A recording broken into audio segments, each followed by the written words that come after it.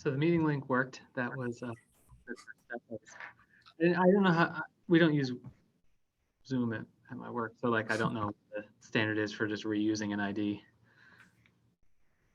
So yeah, it's always an adventure to switch in a given workday. You're like, I don't know if that's going to work, but here we go. So, all right, step one, success. I can see other people and talk to them.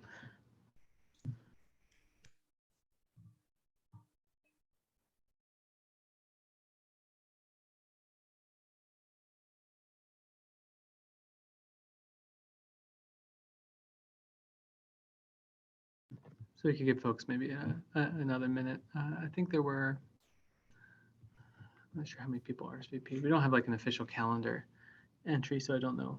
There's no official RSVP.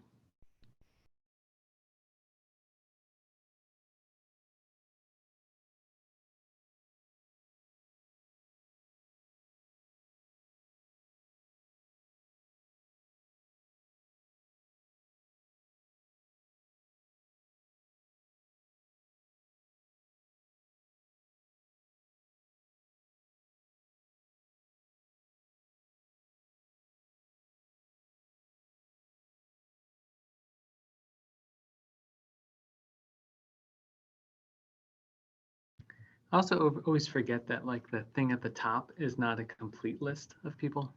And so it's, oh, there's only 4 people here. Like, wait a second. There's a list. Looks like many of the people who filled out the survey and said they were available this time are here. Mike Lieberman said his train was delayed, so he probably won't be able to make it, or he'll be late.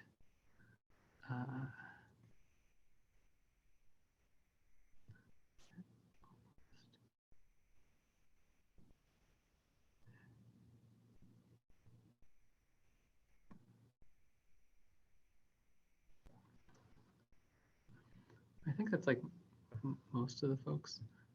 Thanks, Joshua, for linking to the meeting notes.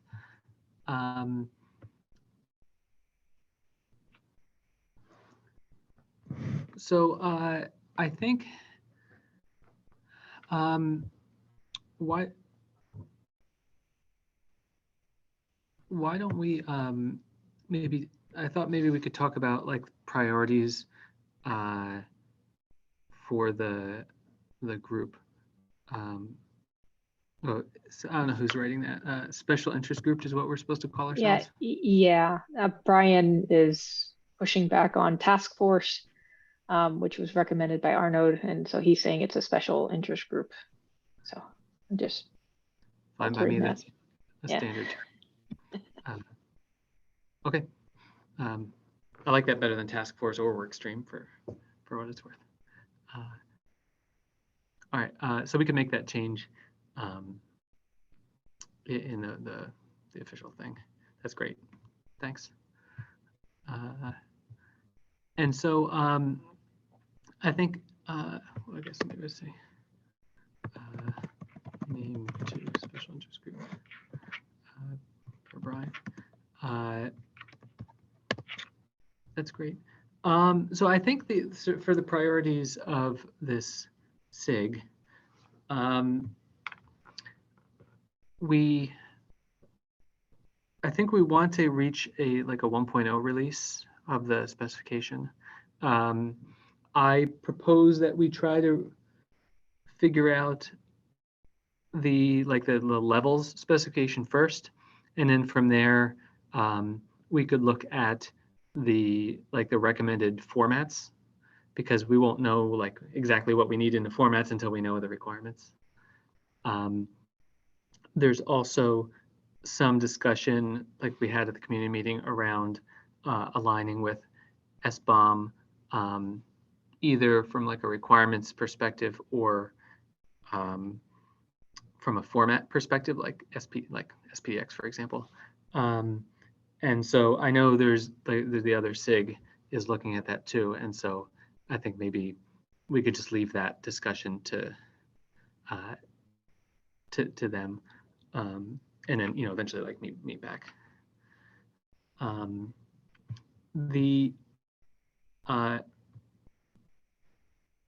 So I think like getting alignment on what we want out of the 1.0 proposal, or like, well, first of all, like, I guess, do we call it a 1.0? Do we call it 0.2? I think there's been some desire expressed to just call it 1.0 because, like, if we just keep having 0 dot releases forever, it doesn't seem like it's stable. In the roadmap, we'd also propose like basically not changing it too much for this next release, of like not just like throwing everything out and starting from scratch. I don't think that is a hard requirement. I think if there's other opinions, I think we should discuss that. And then so like if we get agreement on what we overall want to do with the 1.0, like if we could figure out like what things are we going to tackle, what are we going to defer and not tackle, and what are our priorities, I'd be happy with that. And then in terms of the actual like the wording of the specification, I think we could do like in like docs or pull requests or something like that.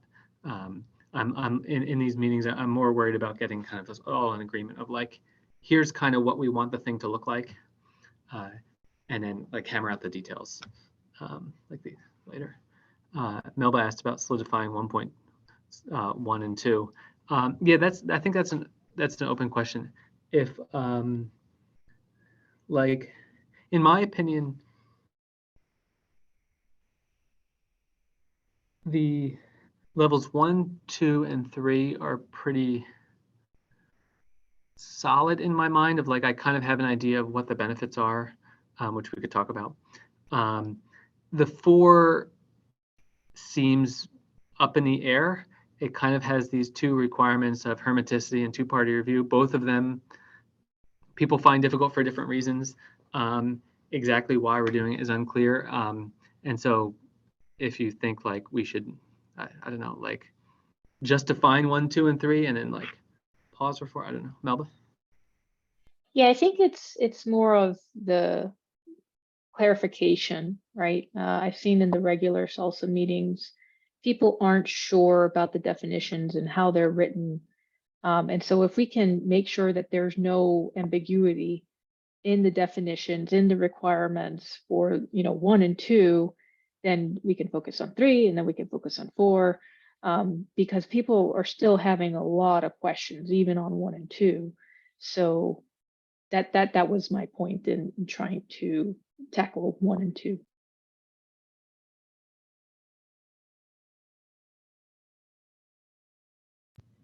Yeah, that makes sense to me.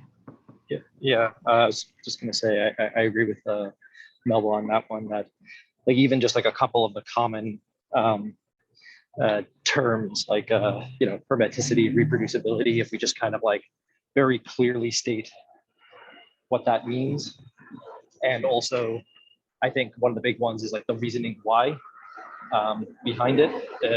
It sorts out a lot of stuff, and so that if we then, because I think like if we just kind of even start saying, hey, how do we do this purely for the next level? What I think what we're already starting to see is like some folks being like, wait, I still don't even know why it was originally stated that way.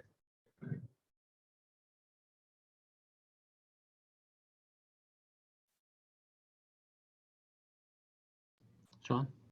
Yeah, I think I'd echo that as well.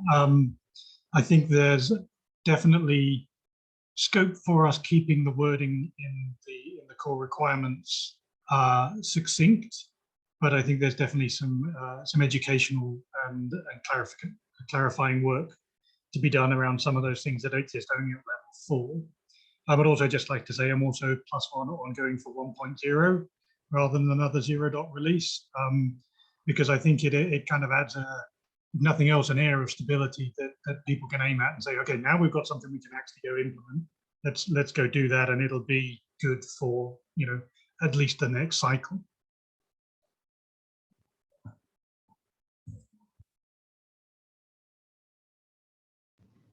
Sounds good.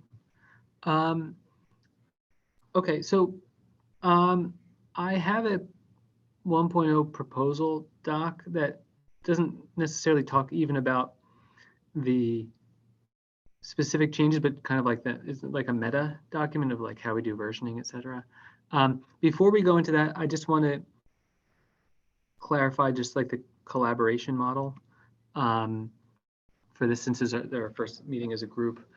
Or maybe should we talk about the end after we see what we actually get done in the next 45 minutes? What do you think? Would that be a better model? Talk about that at the end. Yeah, make sure we time like at least 10 minutes for it, but Okay. makes sense. Yeah. All right. So let's see how this goes right now, and then yeah. All right. So we'll leave. Everyone just try to be cognizant around like about in about 40 minutes. We'll leave time for like how do we continue the conversation. So I have this doc I put together just to get something started. I'm not claiming that anything here is correct or good. Just wanted to try to accelerate it.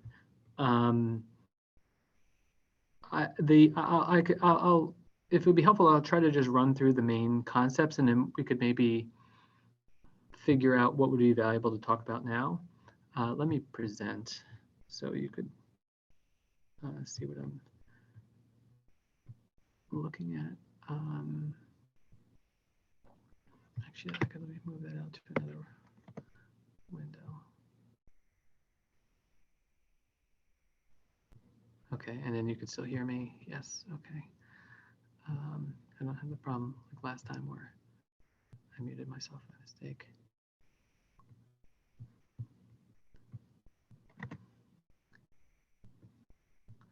So I'm just going to skip maybe the problem statement for now. That's something I think we could collaboratively come up with. But the main topics that I think that we need, that at least that I thought about that we want to tackle the hard problems for 1.0 are versioning. Like, how do we version the specification while keeping existing references unambiguous? So for example, if someone says, like SUSE, for example, that presented last week, they said, we are SLSA for, and here's all the reasons. If we then change what SLSA for means, all those old references to the level are like ambiguous. And so it becomes confusing, both like in writing and in conversation, to have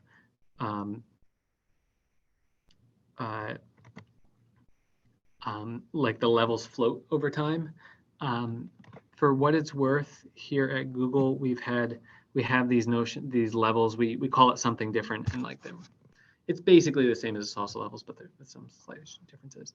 And we've gone over this too, and there's some amount of value, and we have found in our organization, there's some value of having like mind share around like, this is what SLSA 3 means, and people over the years kind of grow to know what that means. And so if we keep shifting it, that's kind of that's something that's undesirable that I think we should figure out. So there's like, you know, one thing anyway, so I guess we could go into the details for each of them, but let me just kind of talk about the major topics. Another is around the common requirements and evidence of security claims. Right now in the spec, we have these like common requirements at the bottom around like it needs to be secure somehow, and like we don't even say exactly what that means. All access should be rare, logged, and have multi-party approval, and the number of people that could kind of override the other guarantees around like forging provenance or tampering with it has to be a small number of people, and it requires a two-party review to do that. Again, trying to think of like an organization. I'm coming at it from a large organization like Google, where we say, you know, it's not just like any engineer is responsible for their own key management or something. We say, well, of the whole huge company, only a small number of people have this kind of super user access, and we lock that down really tight. For I imagine it is still valuable for like medium-sized companies. As you get smaller, I don't know how valuable it is, and for open source, I'm not sure how well that works either. But otherwise, like these requirements kind of are ill-specified, and they're also not sufficient because they don't. If someone says they do this, the immediate question is like how. And so one idea is to kind of refocus, instead of having like a checkbox list of things to do, focus it on, if you claim that you're a SLSA level, you have to provide a document explaining why, like how does your system designed to guarantee adherence to these requirements? Like how are the builds isolated? And we could even have some sort of template or something that goes into like specific things you have to address, like how are they isolated from like one workload influencing the next that runs on the same machine? How are they locked down so the control plane can't be influenced, blah, blah, blah. How do admins, how can they make like system administrator? What if someone has physical access? How do they do that? And in this way, we could have like different people, like kind of, because we don't have any formal authority on what SLSA is, right? And so this, at least different consumers can kind of make a decision of like, do I trust this or not? Sean? Yeah, I think with those security requirements at the end, I think what makes that more difficult, I think, is the fact that it blows up the scope of what it is an auditor might want to do if they were providing a certification, because suddenly you're into the kind of the realms of SOC 2 and other organizational parts, and so an audit against that is going to be a much larger scope than auditing a build system and a software supply chain. So I think initially I'd like to kind of, especially while these are very, very hand wavy, try to keep these out of scope for 1.0.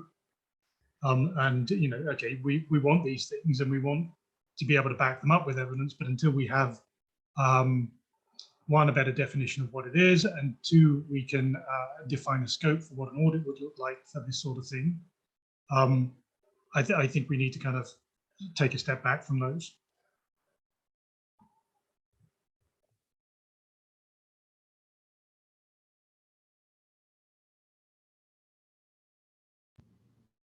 I think that makes sense. Marcella? Yeah, I just wanted to add that I think if the idea is to not necessarily lock anyone down into this is how you have to provide isolation, it might still be good to provide, I mean, maybe this is already part of it, some examples as to how, what types of mechanisms or techniques might help you qualify to reach that, if that makes sense. And so that way, developers use it, trying to reach SLSA level, whatever, can actually sort of have at least a vague notion of how they might go about doing that.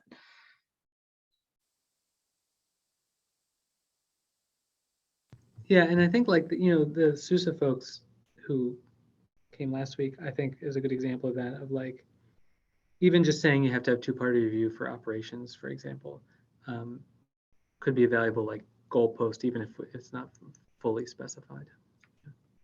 Yeah, I agree. I don't really want to lose that.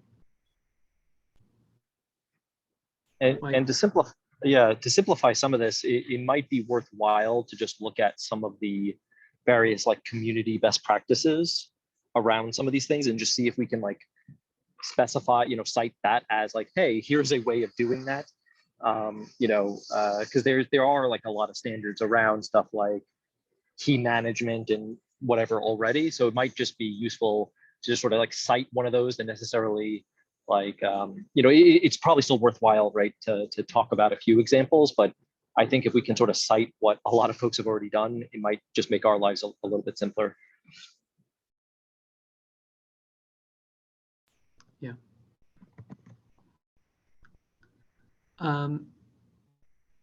So to continue on kind of with the overview of what I have here, and then we could kind of jump into details.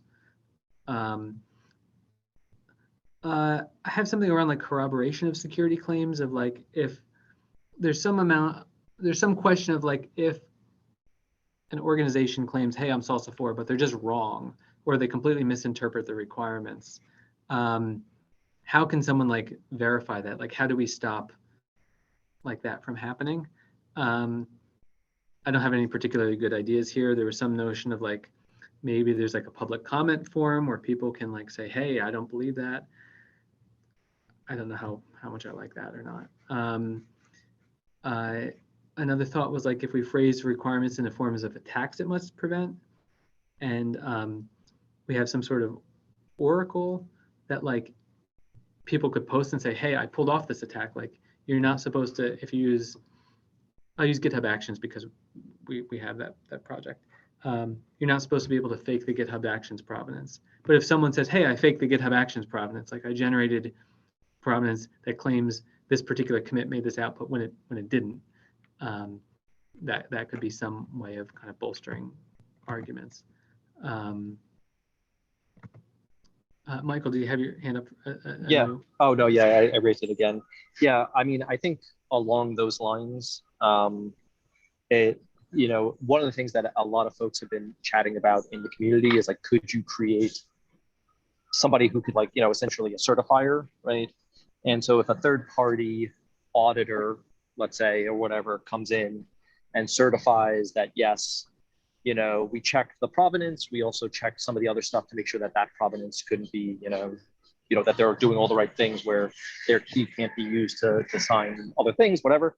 I think that's one of the things that I know a lot of folks are starting to ask about is could you have a third party auditor? And then I think you have it sort of, okay, maybe, yeah. So one of the other ones was also just generally like if, let's say somebody you trust is making that claim, you might just sort of trust that they are, you know, reasonable about it. Like if a large company like a Google, an IBM, a Microsoft makes a giant claim, you are probably going to trust them a little bit more than, you know, let's say an open source project with like 2 maintainers and, you know, that sort of thing.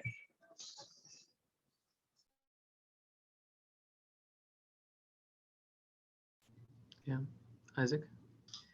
I guess, I mean, on that front, I mean, it feels like the mechanisms we have support exactly that, right? Through like any third party could produce a VSA for an artifact, which, you know, is essentially that auditing function. Like if I'm Trailer Bits or some third party organization, I could take a given artifact with a SLSA attestation from its producer, and then create a VSA attesting to, yeah, I've audited this, and I'm going to put my signature on the fact that I think that this thing is SLSA level 3.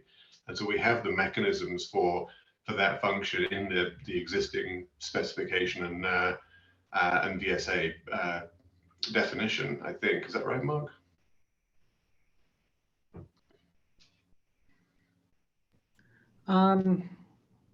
Yeah, I mean, I think the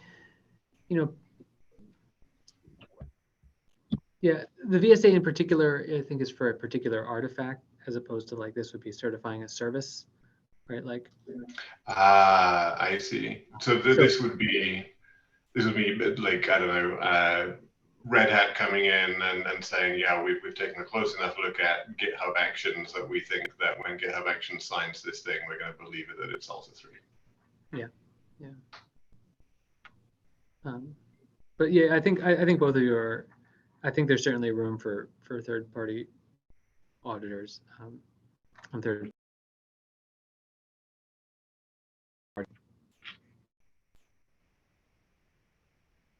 John?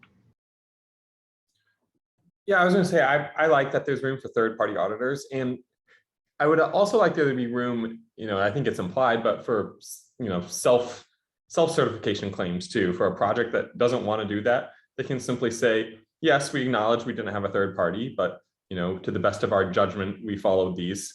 If if we have failed to because we made a mistake or misunderstanding, please don't sue us. But we did a best diligent effort. I think that's implied right now, but I just wanted to say that would also be nice.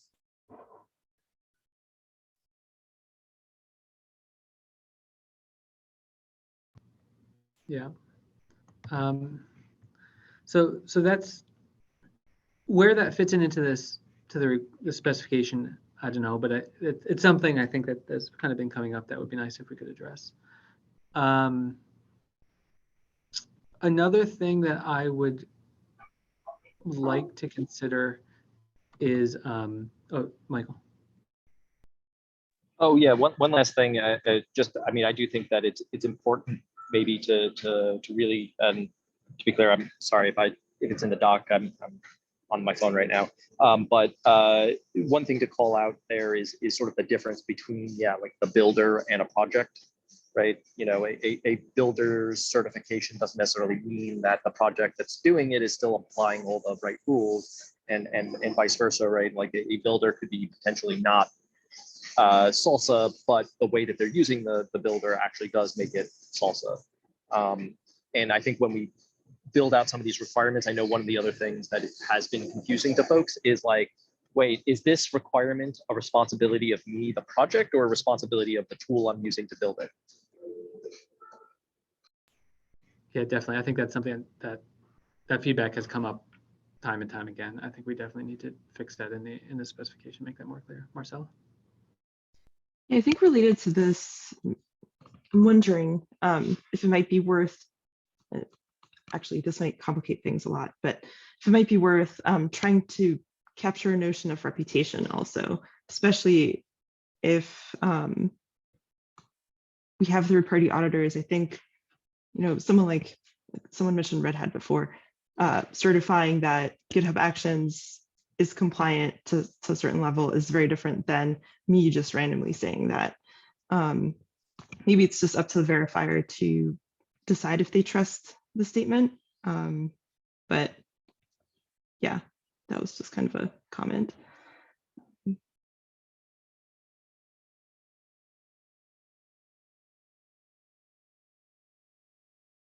Yeah. Sorry, I'm like having tab juggling challenges.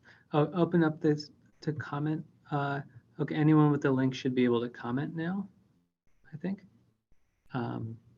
If you reload the page, you should be able to comment now. If you have problems, let me know.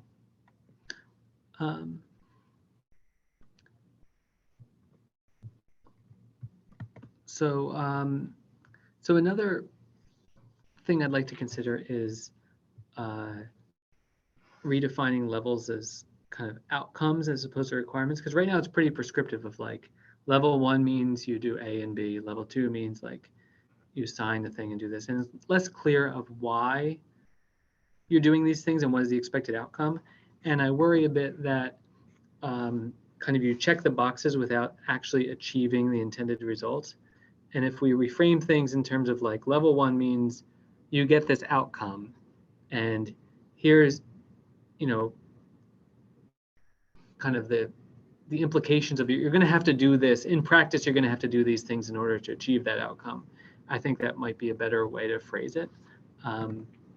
Like for example, like level 1, like basically just the provenance exists, and we could go into details here. I don't want to go into it right now. Level 2 may be something around like the adversary can't tamper with the artifact after the build because it's signed, like in practice because it's signed. The accuracy of the provenance is tested by some service, which requires a deliberate attack. And there, the benefit is that like it's not just trivial to forge provenance, and that like people have to make a specific action. And when we think about this, like within a large organization, there's benefits to that, right? Of like, it stops curious employees, it stops people who kind of like don't want to do the wrong thing and not willing to do an attack, but like would do something. So you could kind of explain it in those terms. and like level 3 would be like you can't forge a provenance except in case of a 0-day or something like that. So I don't know if this is necessary for the 1.0, but I think it's worth considering. Any thoughts, Michael? Yeah, no, I definitely think it's required as soon as possible, actually. Just because I know, like, one of the comments I've heard a few times was, wait, what am I actually getting with level 1? This doesn't prevent any attacks. And so if somebody says they're level 1, doesn't really matter. And I think, like, what you mentioned there is like if we talk about it from the perspective of the goal, it's important, right? Because like today, if you ask most people, they might say, oh yeah, we throw away our build logs, and you go, oh great, that's a problem. You should probably be holding on to those build logs, associating with the artifact for the life of the artifact, and not just the build logs, but any sort of metadata that's associated with it. And here's why. Right. And I think it's worthwhile to talk about it in like sort of the two things you talked about, right? Was one is like the goal of like, hey, what is this generally getting us? And two is maybe like some specific attacks, because one of the things that I know people keep asking is like, okay, if I'm SLSA 2 or I'm SLSA 1 or I'm SLSA 3, what attacks does this actually prevent? Or what attacks should this prevent or mitigate or whatever? And it's currently not very clear.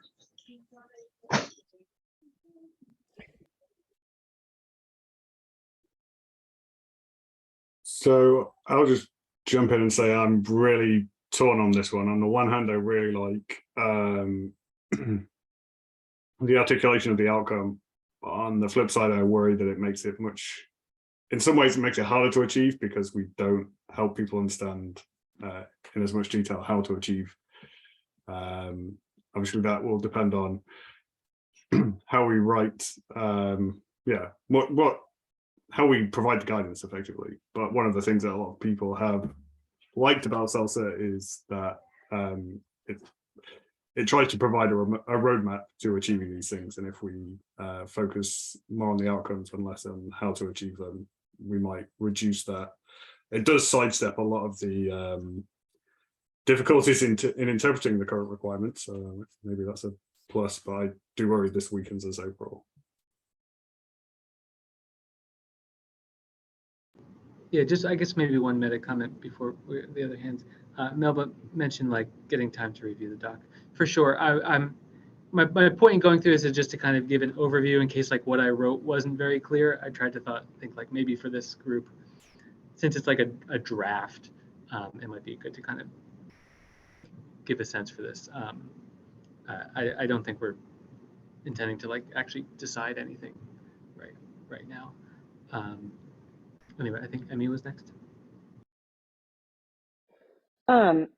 So your question about, and maybe I missed the provenance or the purpose behind, maybe we should say like, what are you gaining by achieving the different levels? Like what types of attacks are you preventing?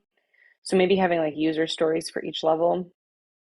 I'd be cautious on what types of attacks we're preventing, because I think that's a call to a challenge to certain folks in the hacking industry. So maybe not like, hey, you won't have this type of attack if you are this level certified, because there's more than one way to attack supply chains. But I think having user stories of like who might be targeting level 1 as an organization. So like you're a small company starting up, you have your first product that's going out, you want to like show some verifiable security that's being done in your supply chain.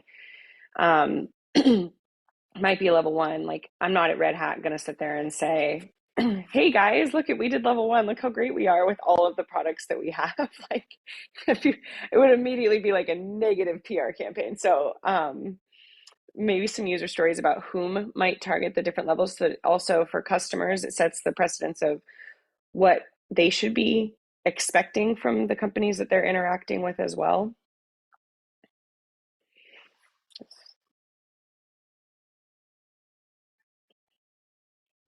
John?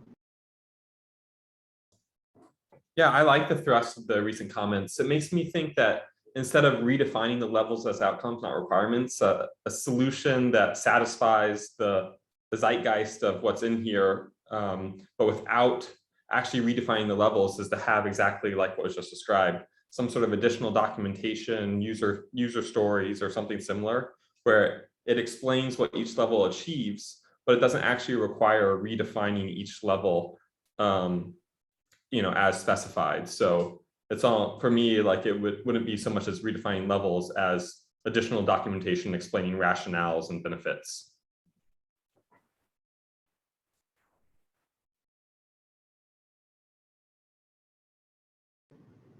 Yeah, I have thoughts on what the previous two comments, but go ahead, Sean. Yeah, I like this thrust too. I think one of the things it gives us is, I like Emmy's idea of treating it as stories, because one of the things that you can put on stories are acceptance criteria, which could make this something that it's more measurable, at least if not testable, which would be nice. It's actually having, okay, this is the outcome we want to achieve. And then that kind of leads kind of neatly into a way to at least verify that you've met that criteria. It also opens up opens up the floor to more implementations than the ones that are, sometimes implied, but a more prescriptive text in the how to rather than what to approach we currently have. Yeah, so I think in my mind, I was thinking there would still be two documents. One is like the levels in terms of outcomes, and one is like the kind of prescriptive, like in practice, here's how you do it. I think maybe it sounds like we're all in agreement that both of those documents are valuable. Maybe the question is, which one is the canonical one, or like the definitive one, and which one is like the supplementary or normative, I guess, and which one is like the supplementary documentation, right? Of like, are the outcomes the definition of level and their new requirements kind of like try to meet it, or are the requirements the level and the outcomes are describing? Also, one comment of like cautious on what types of attacks are preventing. That's a very good thought. I had been thinking of this from the build system perspective of like, if I am foo builder, whatever build service, if I claim that my builds are level 3, me from like a security engineering kind of point of view, not thinking any sort of legal or political considerations, it's kind of nice that like people could go and try to attack it and prove that company wrong, right? Of like, hey, I could post this thing saying it. But yeah, I hadn't thought of it from like I am a user of that system, and now I'm trying to invite people like to attack my stuff. So yeah, that's a good point. John, is your hand still up, or do you want to say something else? No, mistake, sorry. Okay, where's the doc? Okay, so I think that's maybe something that to think about. Another topic, we're almost sort of towards the end. The other, I think that's the last two major topics. I'll just briefly mention in case we don't have time later. Like there's other stuff around clarifications in the model and getting started page. Those aren't, I don't view as like the high level thing.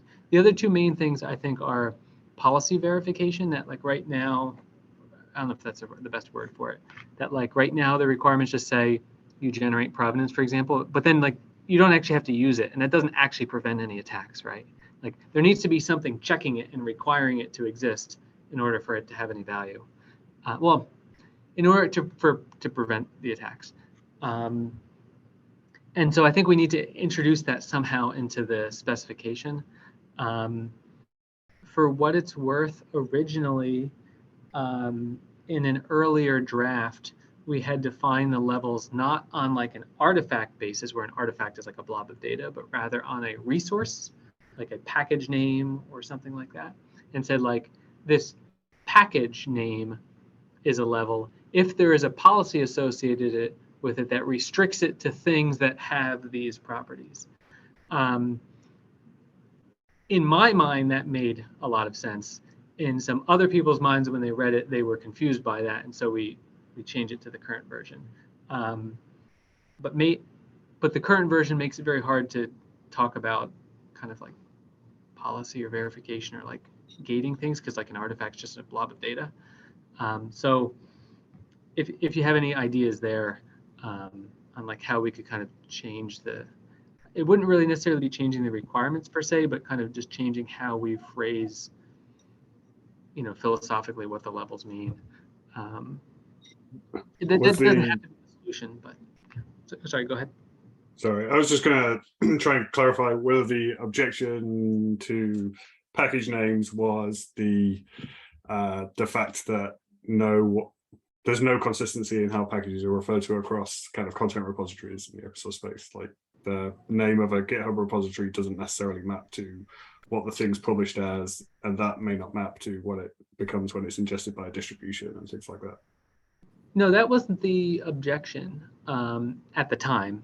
I'm not saying that's not a concern, but rather it was just a conceptual simplicity. I think some of the early reviewers, actually, I think one person in particular, was viewing it, I think maybe from the use case of like, I just want the provenance, I want to know where this thing came from. I don't have a definition of like what it should be, but rather just I want to know what it is. And so that's kind of what the levels came out of. And so to me, at least, that still doesn't quite sit right. I kind of come from the I want to know what it should be perspective. So if anyone here has ideas, one way or the other, or like to say like, no, the current one is good, adding this other notion makes it too complex. Because ultimately we land on the current one because it was easier to understand. I do worry that adding naming adds complexity, like because you then have to canonicalize the names. I've in 15 years of working on open source and Linux distributions and stuff, that's been like an unsolved problem. Yeah, for sure. I feel like there's technical ways that we could get around that. So, but anyway, figuring out how to get some notion of like, you actually have to verify the provenance in order to get these benefits. We got to work that in somehow. I don't know how at this point. And the last one is, I think, the most controversial, which I had suggested, but I know there's strong opinions on both directions, and I personally am split on this, is the idea to potentially drop the source integrity requirements, because right now in the requirements we have these like version control, which is kind of not really a huge deal, but the verified history, retained indefinitely, and two-person reviewed. In other words, we have requirements like not just how the thing is built, but properties of the source control, and not really just of the commit, like the artifact, but really how like the project is done. Because in practice, you can't really say two-person reviewed and every single commit in the history was two-person reviewed, because in practice, every project has at least some unreviewed commits, and it's not valuable to go back and review every single one in history, or is it even practical to do that? Then you can make a guarantee about like, well, in the future, all future ones will be, but then what are you kind of guaranteeing? So it's a hard problem. So one way to do it, one potential path forward would be to like split that out and call this something else. So that way, if you do a build that meets all these other requirements, your SLSA 4, 3, or whatever, and we verify these other pieces and give it a different label somehow. I don't know, thoughts?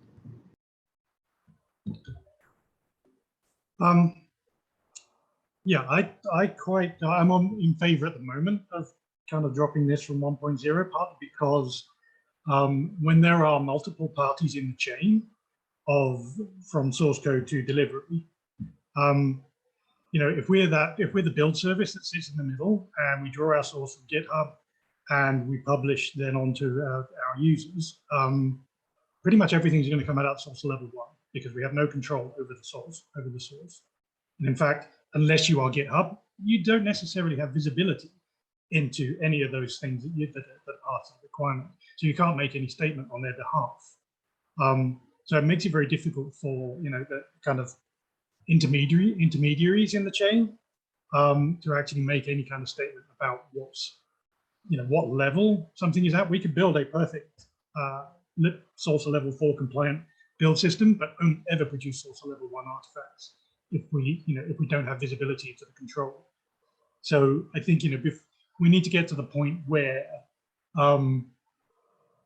there's a large number of open source projects that are making attestations on how they generate their source releases before we can start to think about actually producing anything that's at SLSA level 4 with multiple intermediaries in the chain.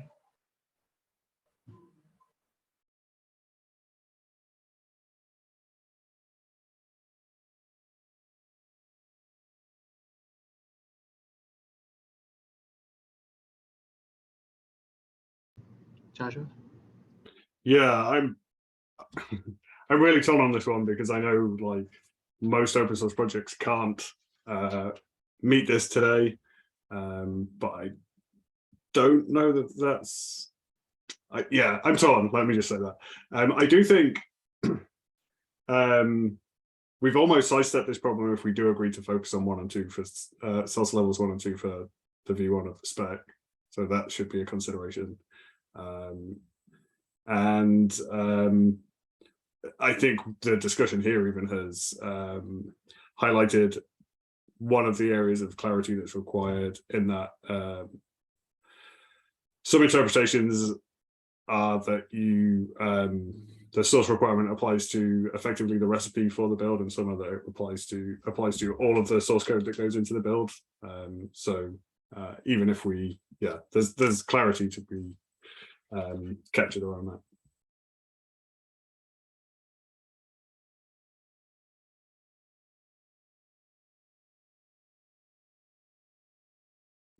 Marcella, do you want to jump in?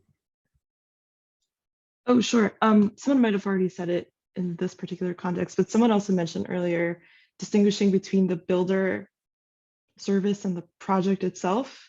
And it seems like right now we might, if we did, I should say, I also don't know if I fall on one side or the other yet, but if we do keep source integrity, that seems to be more a comment about the project than the actual build process. And so, yeah, I mean, it seems like we'd be conflating two sort of different certifications if we keep them together. There's something to be said about being able to certify each separately also, but yeah.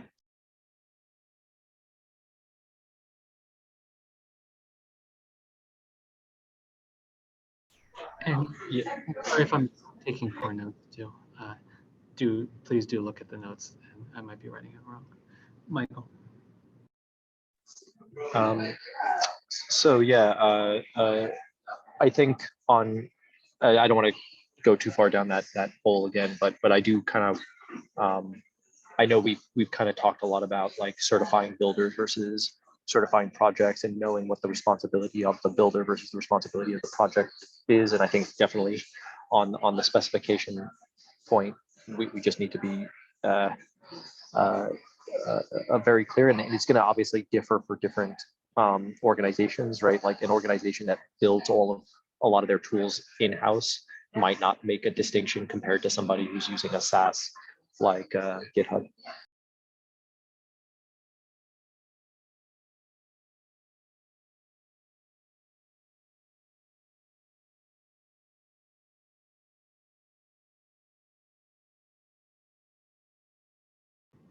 Yeah,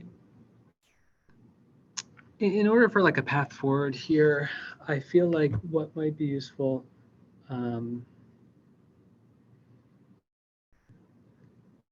is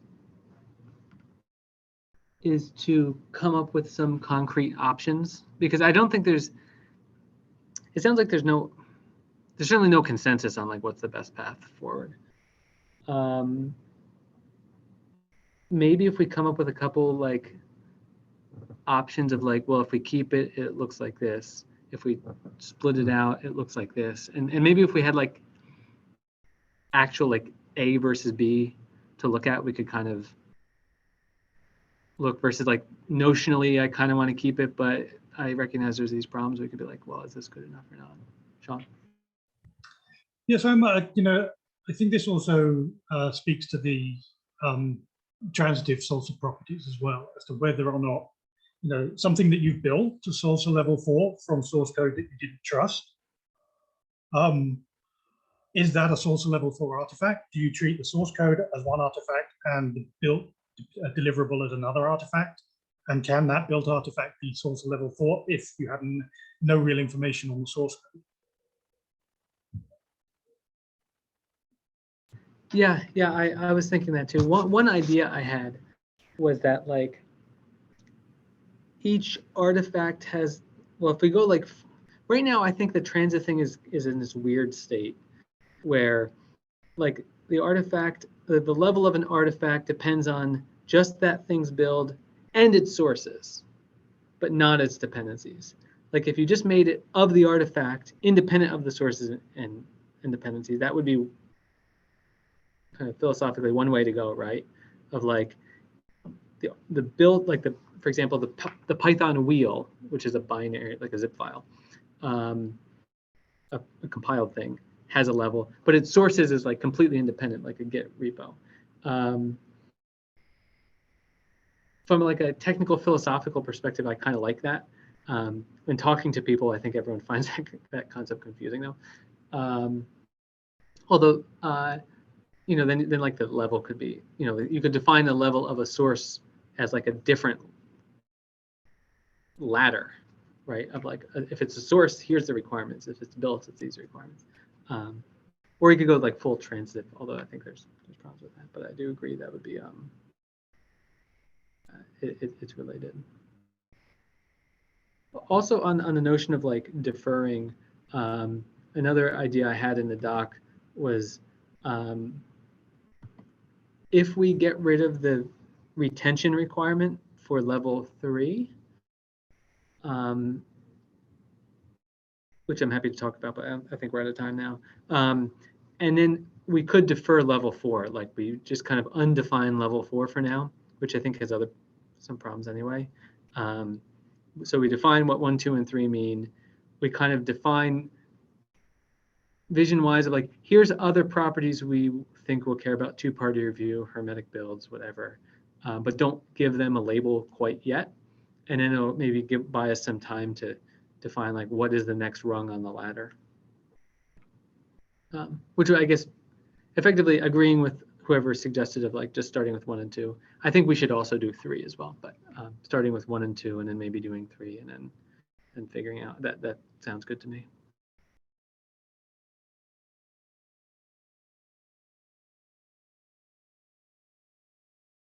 Okay, so we are almost out of time.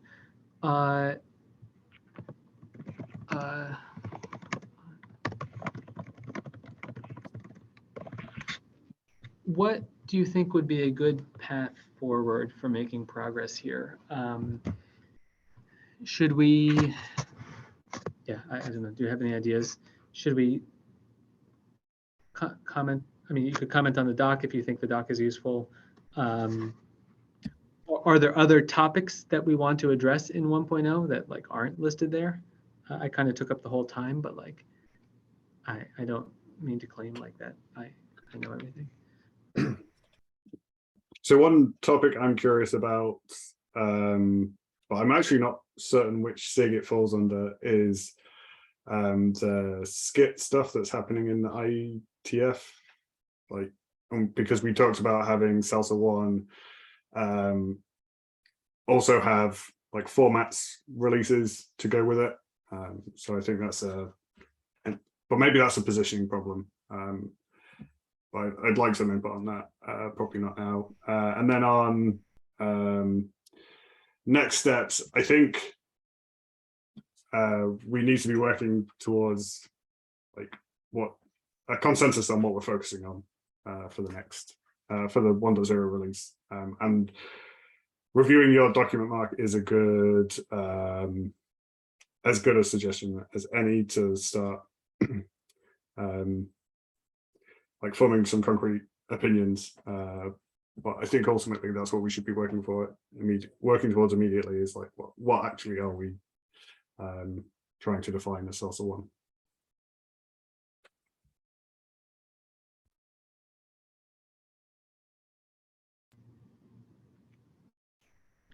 Sounds good. So does that sound good to everyone? That we, yeah, I propose that the relationship to Sketch would be positioning,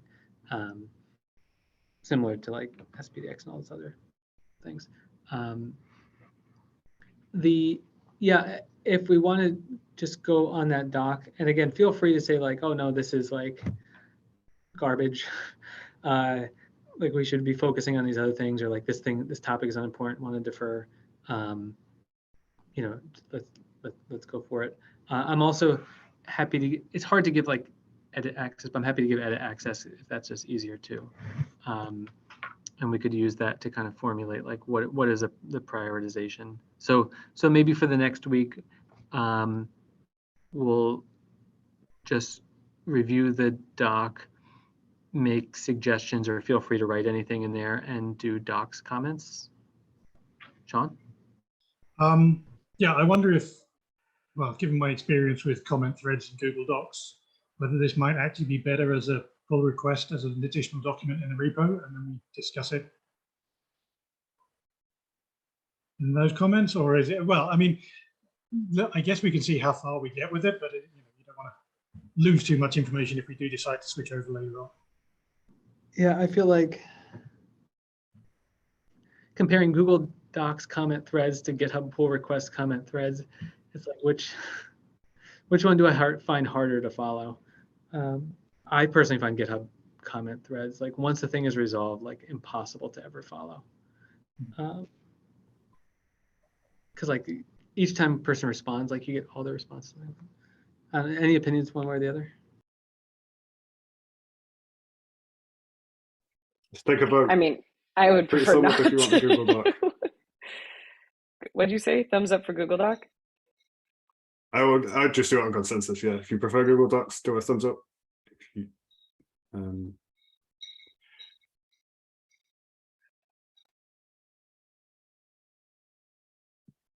I think we've got Google Doc. Sorry, Sean. Sorry, Sean, I'm currently dealing with the blog post pull request and like not knowing how to navigate that. It's like, so.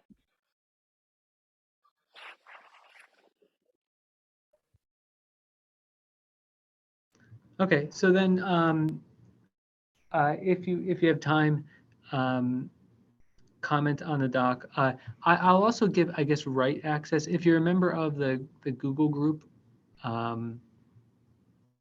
is that shield thing? I'll try to give write access so you could just edit in there if you want. Or like, often what I do is like I just make my own section if like I'm not confident in what I'm writing. And then maybe we'll have something for next time to discuss, and then we could dig in. And also, I think in particular, like if there's topics that we should tackle first, like versioning or the order, you know, like defining lower levels or, you know, what are the everything. I think that's super valuable.